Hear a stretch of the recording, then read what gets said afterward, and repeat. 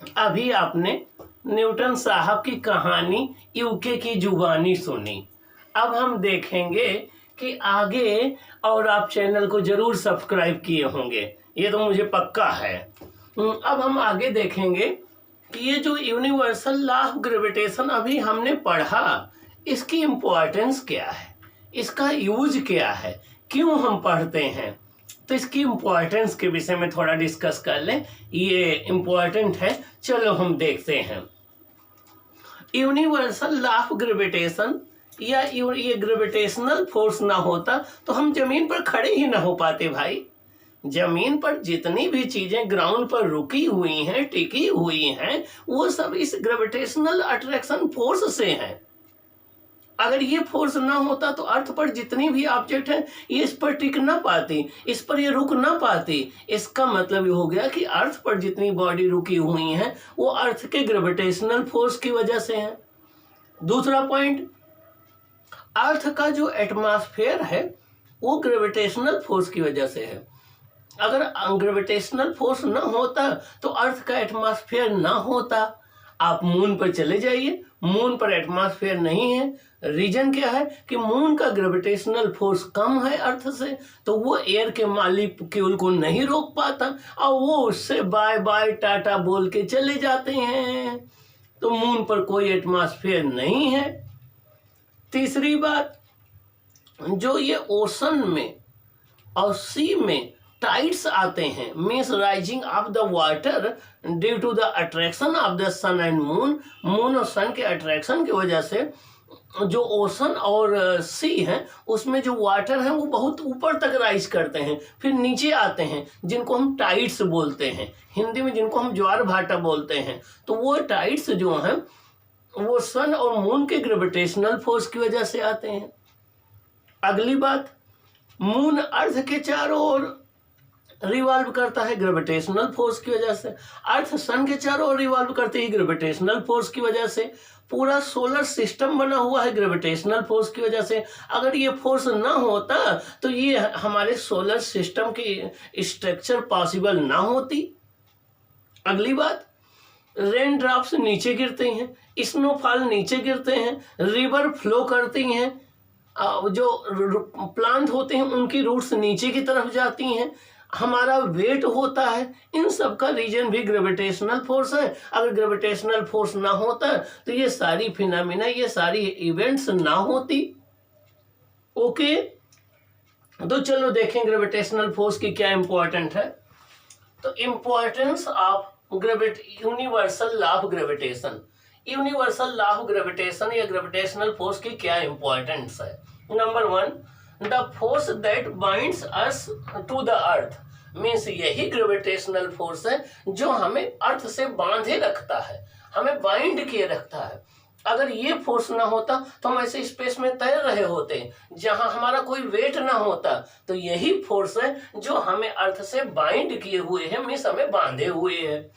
Second, the motion of the moon around the earth, means moon का अर्थ के चारों ओर जो मोशन है उसको यही ग्रेविटेशनल फोर्स एक्सप्लेन करता है। सन का अर्थ का सन के चारों ओर जो मोशन है उसको यही ग्रेविटेशनल फोर्स एक्सप्लेन करता है। उनके बीच में, मून और अर्थ के बीच में यही ग्रेविटेशनल फोर्स एक्ट करता है। अगला, motion of planet around the sun, जितने प्लैनेट हैं जो 8 प्लैनेट सन के चारों ओर रिवॉल्व करते हैं उसके लिए कौन फोर्स रिस्पांसिबल है, ग्रेविटेशनल फोर्स रिस्पांसिबल है। अगर ग्रेविटेशनल फोर्स ना होता तो डिफरेंट प्लैनेट जो है वो अर्थ के चारों ओर रिवॉल्व ना करते। अगला, the tides due to moon and sun, अभी हमने बताया कि जो ओशन है उसमें वाटर वेरी हाई लेवल तक राइज करता है, फिर फॉल करता है और उससे हम इलेक्ट्रिसिटी जनरेट करते हैं। तो ये जो टाइड्स का फॉर्मेशन होता है ओशन में, सीज में, वो due to gravitational attraction of sun and moon and between the water of the ocean होता है। तो टाइड्स का फॉर्मेशन ग्रेविटेशनल फोर्स की वजह से होता है। अगला, holding atmosphere around the earth, earth के चारों ओर जो एटमॉस्फेयर प्रेजेंट है इसका रीजन भी जो है वो ग्रेविटेशनल फोर्स है। अगर ग्रेविटेशनल फोर्स ना होता या इसकी वैल्यू कम होती तो एयर के मॉलिक्यूल छोड़ के चले जाते, ये एटमॉस्फेयर ना होता। अगली बात, responsible for the snowfall and rainfall and river flow। River जब फ्लो करती है वो ग्रेविटेशनल फोर्स की वजह से, स्नोफॉल जो होता है ग्रेविटेशनल फोर्स की वजह से, रेन ड्रॉप्स जो गिरती हैं ग्रेविटेशनल फोर्स की वजह से, रिवर जो है वो हाई लेवल से लो लेवल की तरफ फ्लो करती हैं क्योंकि उनका वेट जो होता है वाटर का वो उन पर फोर्स लगाता है जिससे वो फ्लो करती हैं। तो ये सारी जो इवेंट्स हैं ये आपकी सारी फिनोमेना ग्रेविटेशनल फोर्स की वजह से ही होती हैं। तो ग्रेविटेशनल फोर्स वेरी इंपॉर्टेंट है। अब अगला क्वेश्चन ये है कि what is difference between gravitation and gravity. Gravitation और ग्रेविटी में क्या डिफरेंस होता है? देखो, एक ये ऑब्जेक्ट m1 है, एक ये ऑब्जेक्ट m2 है, इनके बीच में जो फोर्स लग रहा है वो ग्रेविटेशन है, लेकिन इस मार्कर और अर्थ के बीच में जो फोर्स लग रहा है वो ग्रेविटी है। मेरे और अर्थ के बीच में जो फोर्स लग रहा है वो ग्रेविटी है, आपके और अर्थ के बीच में जो फोर्स लग रहा है वो ग्रेविटी है। तो दोनों बॉडी में से एक बॉडी अर्थ हो जाए, अर्थ और किसी बॉडी के बीच में जो फोर्स लगता है उसको हम ग्रेविटी नाम देते हैं, लेकिन यूनिवर्स में कोई भी दो ऑब्जेक्ट के बीच में ये फोर्स लग रहा है तो उसे ग्रेविटेशन कहते हैं। तो ग्रेविटी एक स्पेशल केस है ग्रेविटेशन का, जिसमें एक बॉडी अर्थ होना जरूरी है। एक अगली और बात, अर्थ हर चीज को अपनी तरफ अट्रैक्ट करती है, तो अर्थ हमें भी अपनी तरफ अट्रैक्ट करती है। तो अर्थ हम पर जो फोर्स अप्लाई करती है उसको हम ग्रेविटी कहते हैं, वही हमारा वेट होता है। अगर वो फोर्स ना होता तो हमारा वेट 0 होता। तो वेट जो है वो ग्रेविटेशनल फोर्स है जो कि अर्थ अप्लाई करती है किसी ऑब्जेक्ट पर। तो कि अर्थ के द्वारा किसी भी ऑब्जेक्ट पर अपने सेंटर की तरफ एक्ट करने वाले फोर्स को फोर्स ऑफ ग्रेविटी हम बोलते हैं, जिसको वेट भी कहते हैं। ओके, वेट की एसआई यूनिट न्यूटन होती है। अब अगला क्वेश्चन ये उठता है कि ये जो स्मॉल जी है वो कैपिटल जी है।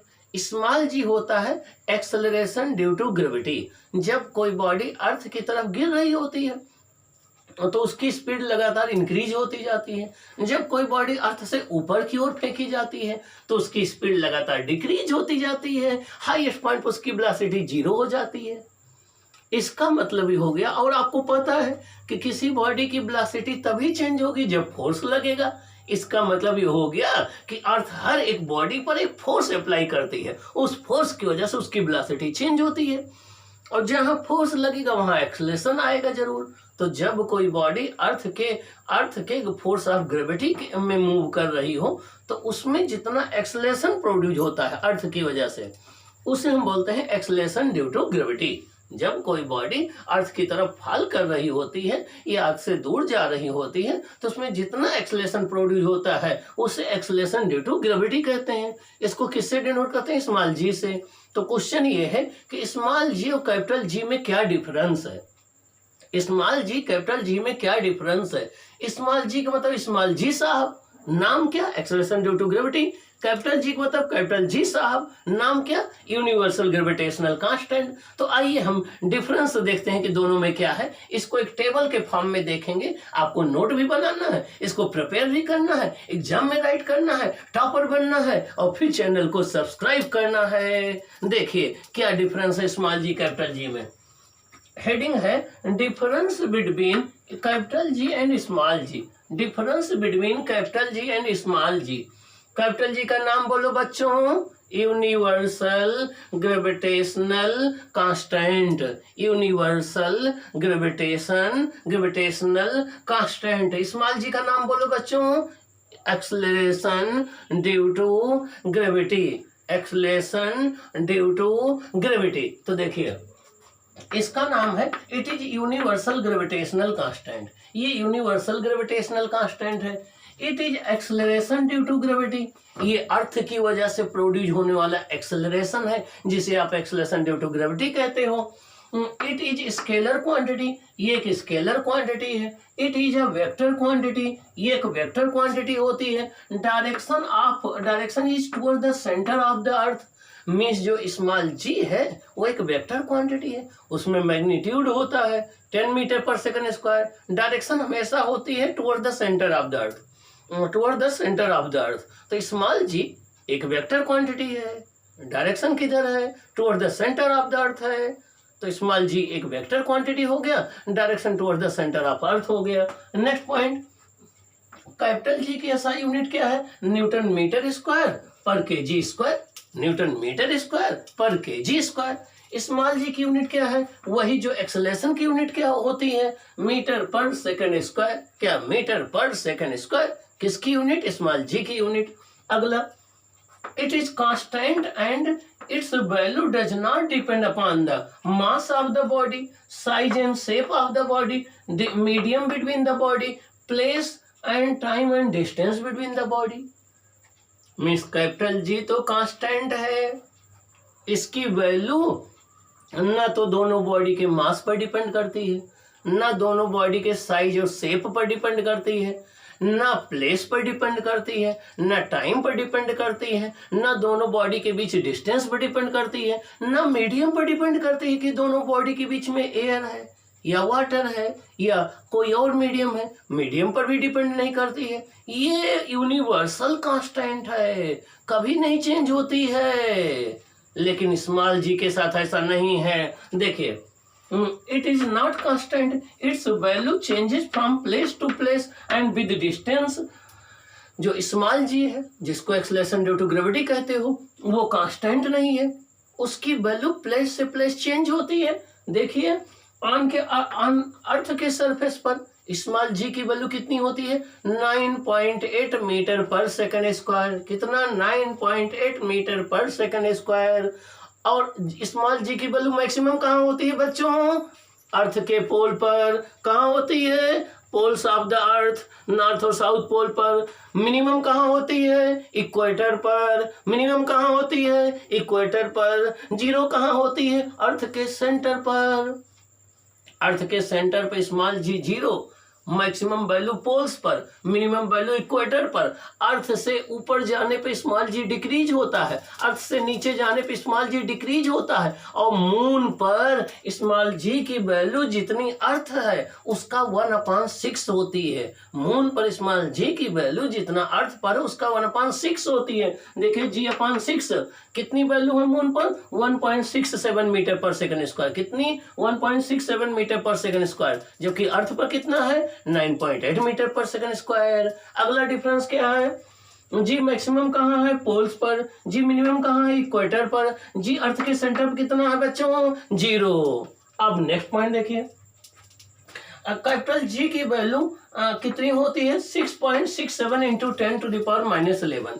6.67 इंटू 10 टू द पावर -11 किसने कैलकुलेट किया था, हेनरी कैवेंडिश ने। किसने कैलकुलेट किया था, सर हेनरी कैवेंडिश ने। सर हेनरी कैवेंडिश ने। ओके, और स्मॉल जी की वैल्यू कितनी होती है, 9.8 मीटर पर सेकंड स्क्वायर, जिसको अप्रोक्सीमेट आप 10 ले लेते हो। इसमें 9.8 मीटर पर सेकंड, जिसको अप्रोक्सीमेट आप 10 ले लेते हो। स्मॉल जी का फॉर्मूला क्या होता है, देखिए, स्मॉल जी इक्वल टू होता है capital G M upon R square. Capital G M upon R square. यहाँ कैपिटल जी क्या है, यूनिवर्सल कांस्टेंट। एम क्या है, अर्थ का मास। आर क्या है, अर्थ की रेडियस। तो small G equal to capital G M upon R square. यहाँ कैपिटल जी यूनिवर्सल कांस्टेंट है, M mass of the earth है, R radius of the earth है। इसका मतलब ये हो गया स्मॉल जी की वैल्यू अर्थ के मास पर डिपेंड करेगी, अर्थ के रेडियस पर डिपेंड करेगी। अर्थ का मास कितना है, 6 into 10 to the power 24 kg। Earth की रेडियस कितनी है, 6400 किलोमीटर। लेकिन मून पर चले जाओगे तो जी की वैल्यू चेंज हो जाएगी। अर्थ के सरफेस से ऊपर जाओगे जी डिक्रीज हो जाएगा, अर्थ के सरफेस से नीचे जाओगे जी डिक्रीज हो जाएगा। ये रहा डिफरेंस बेटा स्मॉल जी और कैपिटल जी में। अब इसके बाद हम डिस्कस करेंगे फ्री फॉल क्या होता है, फ्री फॉल का इक्वेशन क्या अप्लाई करते हैं, और फिर हम जो है इस पर न्यूमेरिकल डिस्कस करेंगे, फिर Kepler's laws of motion discuss करेंगे। चलो देखते हैं इन कॉन्सेप्ट्स को कैसे हम लोग डिस्कस करते हैं, ठीक ना। अब हम स्टूडेंट्स देखेंगे कि फ्री फॉल क्या होता है। ये फ्री फॉल वर्ड कई बार आप सुनेंगे। अब फ्री फॉल का मतलब ये मत सोचना कि कोई ऑब्जेक्ट जब नीचे गिर रहे हो उसी को फ्री फॉल कहते हैं। आप किसी ऑब्जेक्ट को ऊपर की ओर फेंको, वो भी फ्री फॉल कहलाएगी, नीचे गिर रही हो तब भी वो फ्री फॉल कहलाएगी। मीन्स जब भी किसी बॉडी पर अर्थ के ग्रेविटेशनल फोर्स के अलावा, अर्थ के फोर्स ऑफ ग्रेविटी के अलावा और कोई फोर्स ना लगे, सिंगल यही फोर्स एक्ट करे, तो हम कहते हैं वो बॉडी फ्री फॉल में है। किसमें है? फ्री फॉल में है। आइए हम डिस्कस करते हैं फ्री फॉल क्या है। फ्री फॉल देखिए, ये आपकी अर्थ है, ये आपकी अर्थ है, इसका मास m है, इसका सेंटर O है, इसका सेंटर O है, ये अर्थ का सरफेस है, ये अर्थ का सरफेस है, और ये कोई एक m मास की बॉडी है, ये कोई एक m मास की बॉडी है। अर्थ इसको अपनी तरफ अट्रैक्ट कर रही है, वो फोर्स ये है, और ये बॉडी भी अर्थ को अपनी तरफ अट्रैक्ट करे, ये फोर्स ये है। ये दोनों फोर्स क्या है? ग्रेविटेशनल फोर्स है, या फोर्स ऑफ ग्रेविटी है। क्या है? फोर्स ऑफ ग्रेविटी है, या ग्रेविटेशनल फोर्स है। इस ऑब्जेक्ट की हाइट को हम नेगलेक्ट कंसीडर कर रहे हैं, इस ऑब्जेक्ट की हाइट को हम नेगलेक्ट मान रहे हैं अर्थ के रेडियस के कंपैरिजन में। तो इस बॉडी के सेंटर से अर्थ के सेंटर के बीच की डिस्टेंस को कैपिटल R हम कंसीडर कर रहे हैं। अब आप चलिए देखें, इन दोनों बॉडी के बीच में ग्रेविटेशनल फोर्स लगेगा, वो क्या होगा? F equal to capital G capital M small m upon R square. F equal to capital G capital M small m upon R square. ये फर्स्ट इक्वेशन हो गया। लेकिन हमें पता है कि अर्थ किसी बॉडी पर जो अट्रैक्शन फोर्स अप्लाई करती है उसी को उसका वेट बोलते हैं, और वेट होता है W इक्वल टू mg। अर्थ किसी बॉडी को जिस फोर्स से अपने सेंटर की तरफ अट्रैक्ट करती है वही उसका वेट कहलाता है। तो force F equal to ma equal to mg होता है। तो mg equal to capital G capital M small m upon R square हो जाएगा, स्मॉल m कैंसिल हो जाएगा, स्मॉल g इक्वल टू हो जाएगा capital Gm upon R square, small g equal to हो जाएगा capital Gm upon R square. यहाँ small g क्या है? Acceleration due to gravity. Small g क्या है? Acceleration due to gravity. Means जब किसी बॉडी पर केवल फोर्स ऑफ ग्रेविटी एक्ट कर रहा हो तो उसमें जितना एक्सेलरेशन प्रोड्यूस होता है वो एक्सेलरेशन ड्यू टू ग्रेविटी कहलाता है। ये होता है small a equal to small g equal to Gm upon R square. अब देखिए किस बात पर डिपेंड करता है? Acceleration due to gravity depend करता है, देखिए, एक अर्थ के मास पर, एक अर्थ की रेडियस पर, एक अर्थ के मास पर डिपेंड करता है, एक अर्थ की रेडियस पर डिपेंड करता है। रेडियस ज्यादा होगी जी की वैल्यू कम होगी, और रेडियस कम होगी जी की वैल्यू ज्यादा होगी। और ये अर्थ के मास पर डिपेंड करता है। किस पर ये डिपेंड नहीं करता है? ये उस बॉडी के मास पर नहीं डिपेंड करता है जो गिर रही है। देखिए, ये उस बॉडी के मास पर नहीं डिपेंड करता है जो गिर रही है। इसका मतलब हो गया, चाहे कोई एक एलिफेंट गिर रहा हो चाहे एंट गिर रहा हो, दोनों के लिए स्मॉल g की वैल्यू वही आएगी, सेम आएगी, क्योंकि वो बॉडी के मास पर डिपेंड नहीं करती है। अब फ्री फॉल को कैसे डिफाइन करेंगे? When only force of gravity acts on a body, it is said to be free fall. When only force of gravity acts on a body, it is said to free fall. जब भी किसी body पर केवल force of gravity act कर रहा हो और कोई फोर्स ना एक्ट कर रहा हो तो वो क्या कहलाता है? Free fall. क्या कहलाता है? फ्री फॉल कहलाता है। तो जब भी किसी बॉडी पर अर्थ के ग्रेविटेशनल फोर्स के अलावा और कोई फोर्स ना एक्ट करे तो हम कहते हैं वो बॉडी फ्री फॉल है, चाहे वो अपवर्ड जा रही हो चाहे डाउनवर्ड जा रही हो। देखिए, यहाँ पर बॉडी को अपवर्ड प्रोजेक्ट किया गया तभी ये फ्री फॉल है, यहाँ डाउनवर्ड आ रही तभी ये फ्री फॉल है। Example, when a body is projected upward, जब किसी बॉडी को अपवर्ड प्रोजेक्ट करते हैं वो भी फ्री फॉल है। When a body falls downward, both are example of free fall. जब कोई बॉडी नीचे की ओर आ रही हो तब भी वो फ्री फॉल होता है। ओके, अब नेक्स्ट हेडिंग है to calculate the value of small g। अब हम देखेंगे कि जो एक्सेलरेशन ड्यू टू ग्रेविटी होता है स्मॉल g, इसकी वैल्यू कैसे कैलकुलेट करें, स्मॉल g की वैल्यू कैसे कैलकुलेट करें। देखिए, फॉर्मूला होता है small g equal to capital Gm upon R square. Capital G universal constant है, m अर्थ का मास है, r अर्थ की रेडियस है। देखिए, कैपिटल G की वैल्यू होती है 6.67 into 10⁻11 newton metre square upon kg square. Capital G की वैल्यू है 6.67 इंटू 10⁻11 न्यूटन मीटर स्क्वायर पर kg स्क्वायर। अर्थ का मास होता है 6 इंटू 10⁻24 kg। अर्थ की रेडियस होती है 6400 किलोमीटर, या 6.4 इंटू 10⁶ मीटर। अब स्मॉल जी की वैल्यू हो जाएगी कैपिटल जी, अर्थ का मास अपन अर्थ की रेडियस का स्क्वायर, ये हो जाएगा 6.67 इंटू 10⁻11 इंटू 6 इंटू 10⁻24, ये 6.4 इंटू 6.4 और ये 6 2 12 आ जाएगा। इसको सॉल्व करेंगे तो ये आएगा 9.8 मीटर पर सेकंड स्क्वायर। क्या आएगा? 9.8 मीटर पर सेकंड स्क्वायर। इसका मतलब ये हो गया कि एक्सेलरेशन ड्यू टू ग्रेविटी की वैल्यू अर्थ के सरफेस पर 9.8 मीटर पर सेकंड स्क्वायर होती है। क्या होती है? 9.8 मीटर पर सेकंड स्क्वायर होती है। अब देखिए ये किस पर डिपेंड करती है? अर्थ के मास पर, अर्थ की रेडियस पर। लेकिन ये उस बॉडी के मास पर डिपेंड नहीं करती है जो गिर रही होती है। देखिए उसके मास की पावर 0 पर डिपेंड कर, उस पर डिपेंड नहीं करती है। इसका तो चाहे हैवियर बॉडी हो चाहे लाइटर बॉडी हो, दोनों के लिए स्मॉल जी की वैल्यू सेम होगी, दोनों के लिए स्मॉल जी की वैल्यू सेम होगी। ओके, अब हम डिस्कस करेंगे motion of an object under the force of gravity. Motion of an object under the force of gravity means हम ये देखेंगे कि कोई बॉडी अगर फोर्स ऑफ ग्रेविटी में मूव कर रही हो तो हम उसकी स्टडी कैसे करें, ये हम डिस्कस करेंगे। देखिए इधर देखिए, ये अर्थ है, इसकी रेडियस r है, मास m है, ये अर्थ है।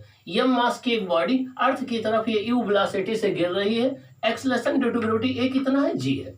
अब दो केस हो सकते हैं कि ये बॉडी अपवर्ड प्रोजेक्ट की गई हो, acceleration due to gravity g downward लगता है, और ये बॉडी डाउनवर्ड आ रही हो। पहले हम बात करते हैं अपवर्ड जी, अब प्रोजेक्ट की जाए तो जब किसी बॉडी को हम अपवर्ड प्रोजेक्ट करते हैं तो देखिए इस केस में इक्वेशन होता है v equal to u minus g t, v equal to u minus g t, जहाँ u क्या है? इनिशियल वेलोसिटी, g क्या है? Acceleration due to gravity, t क्या है? टाइम। हाईएस्ट पॉइंट पर जाएगी जब कोई बॉडी तो फाइनल वेलोसिटी कितनी हो जाएगी? 0। कितनी हो जाएगी? 0।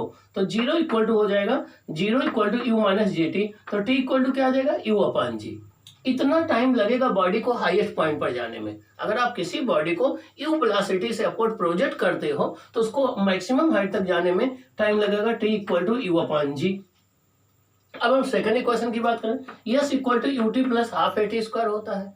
यस के प्लेस हम क्या रखेंगे? हाइट h रखेंगे, यू टी ए के प्लेस क्या रखेंगे? g रखेंगे। बॉडी अपवर्ड जा रही है तो जब भी एक्सेलरेशन जो है वो डायरेक्शन, बॉडी के डायरेक्शन ऑफ मोशन के लॉन्ग एक्ट करे तो एक्सेलरेशन को पॉजिटिव लेते हैं, जब भी वो उसके अपोजिट डायरेक्शन में एक्ट करे तो फिर उसको निगेटिव लेते हैं।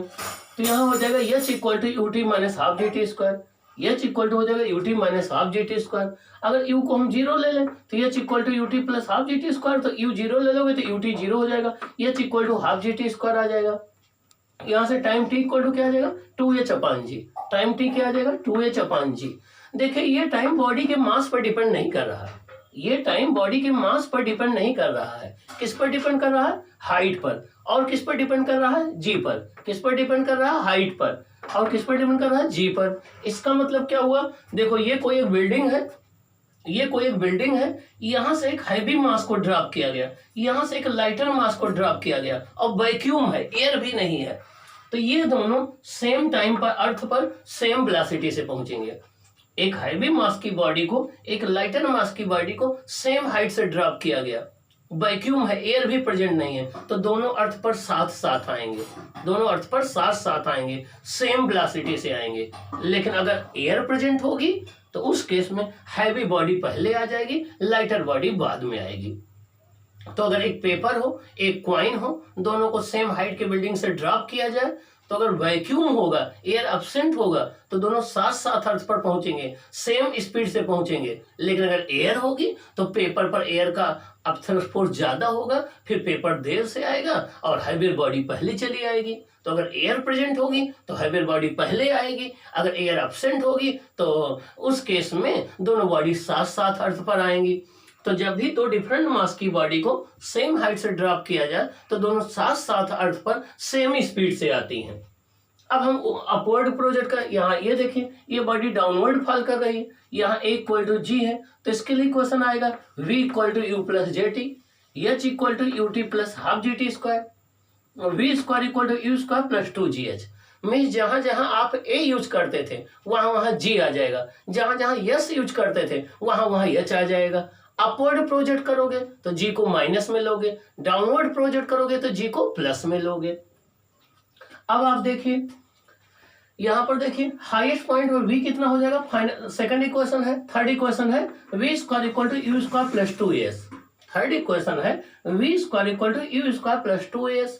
हाईएस्ट पॉइंट पर v कितना हो जाएगा 0, तो v 0 equal to u square minus 2gh।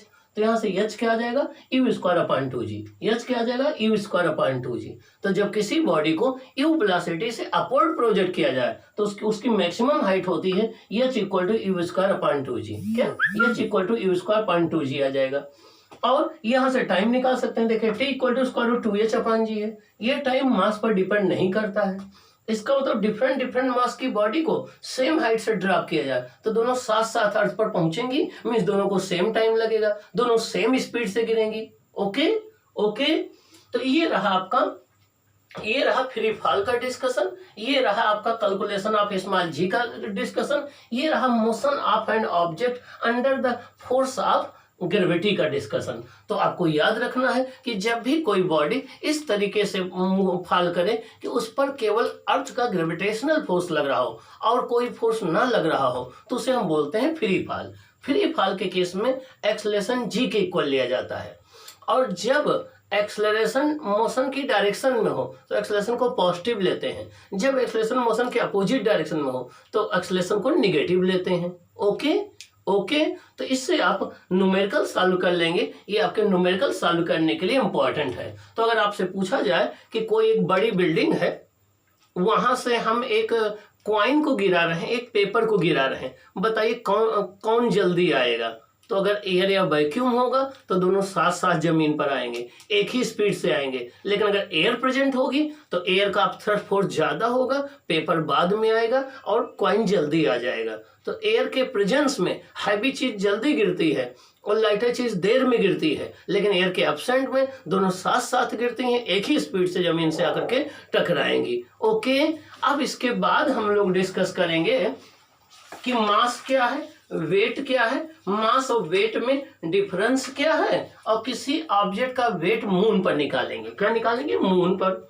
आपको पता है कि the quantity of matter contained in a body is called मास। किसी भी बॉडी के अंदर जितना मैटर होता है, जितने एटम्स मॉलिक्यूल्स होते हैं, उनका जो वजन है वो मास कहलाता है। तो the quantity of matter contained in a body is called mass. Mass fix रहता है, वो प्लेस टू प्लेस नहीं चेंज होता है। जितना यहाँ होगा उतना मून पर होगा, उतना जुपिटर पर होगा, मास नहीं चेंज होता है। वेट होता है W इक्वल टू mg, तो वेट चेंज हो जाता है, weight place to place change हो जाता है। तो वेट फिक्स नहीं होता है, मास चेंज हो जाता है, मास फिक्स होता है, वेट चेंज हो जाता है। दूसरी डिफिनेशन हमने बताया था कि मास वो प्रॉपर्टी है जिसकी वजह से एक बॉडी दूसरी बॉडी पर ग्रेविटेशनल फोर्स अप्लाई करती है। मास की SI यूनिट क्या होती है? kg। मास एक स्केलर क्वांटिटी है, मास को हम फिजिकल बैलेंस से मेजर करते हैं। ओके। और मास ना प्लेस पर डिपेंड करता है, ना टेम्परेचर पर डिपेंड करता है, ना प्रेशर पर डिपेंड करता है। मास एक कॉन्सेप्ट है, मास को हम देख नहीं सकते हैं, मास एक कॉन्सेप्ट है। तो मास, the quantity of matter contained in a body is called mass. Mass is a scalar quantity. SI unit of mass is kg. Mass does not change with the place, time, temperature, pressure and so on. जो मास आपका यहाँ होगा वही moon पर होगा, वही Jupiter पर होगा, मास नहीं चेंज होगा। जबकि वेट चेंज हो जाएगा। वेट जो होता है वो attraction force of the earth on a body होता है। Place to place weight change हो जाता है क्योंकि जी की वैल्यू चेंज हो जाती है। अब मून पर किसी चीज का वेट जितना यहाँ है उसका 1/6 हो जाता है। अब नेक्स्ट क्लास में हम प्रूव करेंगे कि किसी बॉडी का मून पर जो वेट है यहाँ अर्थ का 1/6 हो जाता है। कैसे, ये चीज हम प्रूव करेंगे। आप इसको अच्छे से प्रिपेयर करेंगे, जाकर के यूट्यूब में सुनेंगे और फिर चैनल को सब्सक्राइब करेंगे। जो नई बात समझ में आएगी उसको आप कमेंट बॉक्स में जरूर शेयर करेंगे। Okay students.